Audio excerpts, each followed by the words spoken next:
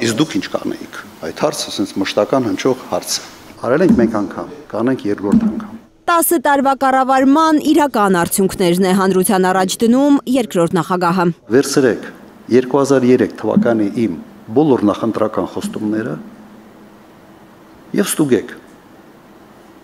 Արվել են, թե չեն արվել։ Դուք վերցրեք 21 թվականի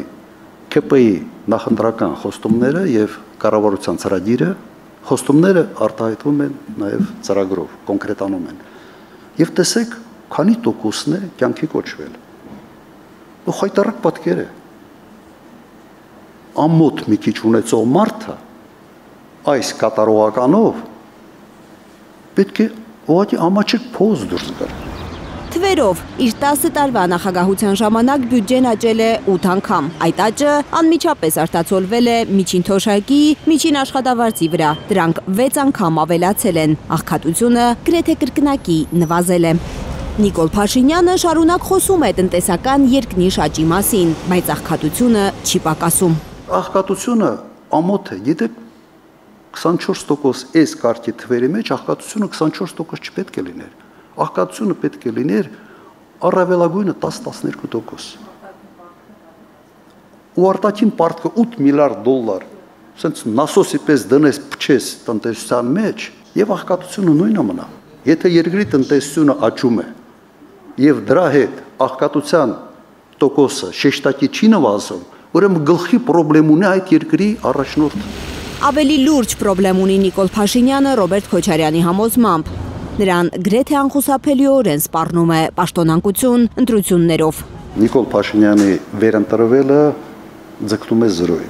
2026-ի խորհրդարանական ընտրություններին Ռոբերտ Քոչարյանի թիմը մասնակցելու է։ Իմ թիմը մասնակցելու է։ Եվ ցուցակի առաջին համարը լինելու է նա, ով սոցիոլոգիական ուսումնասիրություններով կկարողանա ավելի շատ ձայն բերել։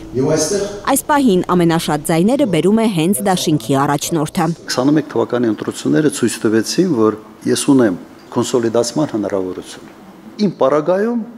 մենք ավելի շատ ձայներ կհավաքենք, քան մեր թիմի յուրաքանչյուրի պարագայում։ Զուտ ինչ-որ մարդկանց հաշվարկներից ելնելով, ընտրություններին իր մասնակցությունը քողարկել, կուլիսներում թաքնվել չի պատրաստվում։ Հիմա ինչն է ավելի լավ։ Դու չերևաս անձամբ քո դեմքով, բայց բոլոր որոշումները կայացնողը լինես, թե դու հենց քո դեմքով երևաս եւ ասես ես այս մասկիրովկան չեմ անում։ Եթե իր թիմում հայտնվի մեկը, որ ավելի շատ ձայն կկարողանա բերել, ինքը ուրախ կլինի զիջել տեղը։ Մտածում եք, թե sense գիշերը չեմ փնում, ասում են, երբ է վարչապետ դառնալու։ Վարչապետ դառնալու շանսը ըստ Քոչարյանի կունենա այն ընդդիմադիր ուժի առաջին համարը, որ ամենաշատ քվեն կստանա։ Այն ուժը, որը հավաքում է առավելագույն ձայները, առաջարկում է վարչապետի թեկնածու։ Իհարկե, ոչ թե պատրաստ է։ Միգուցե ինչ որտեղ ուրախ կլինեմ։ Որովհետև այս ամենը ինչ կատարվեց Հայաստանի հետ, այս բերի տակից Հայաստանը հանելը լրջագույն խնդրեմ է։ Եթե մեկը գա ավելի շատ ձայն հավաքի եւ դառնա վարչապետ, միայն ուրախ կլինեմ։ Երկրորդ նախագահի կանխատեսմամբ ապագայի կառավարությունը կոալիցիոն կլինի։ Ստեղծվելու է մի վիճակ, որ բոլոր ընդդիմադիր ուժերը խորհրդարանում եւ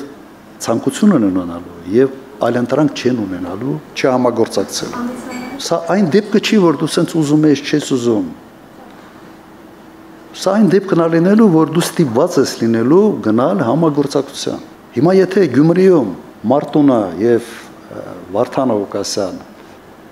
գնացել են համագործակցության, ոնց դա կատարվեց։ Այս ընդդիմադիր դաշտում այդ կարգի, այսպես ասենք, վերաբերմունք բացասական իրար նկատմամբ ոչ մեկը չունի։ Այս պահին Քոչարյանը ընդդիմադիր երկու ուժ է տեսնում, որոնք միանշանակ շանս ունեն խորհրդարանում հայտնվելու։ Մեկը Հայաստան դաշինքն է, մյուսը Սամվել Կարապետյանի ստեղծվող կուսակցությունը։ Կլինի երրորդը, ես շատ կուզենամ, որ նաև լինի երրորդը։ Նախընտրական առաջին մեսիջն է երկրորդ նախագահը ուղարկում իշխող քաղաքական ուժին, չփորձեն հանկարծ գողանալ ժողովրդի քվեն։ Նման կարգի գործողությունները բերելու են հեղափոխության։ Լարա Արաքելյան, Արմեն Ապրեսյան, Հայլուր։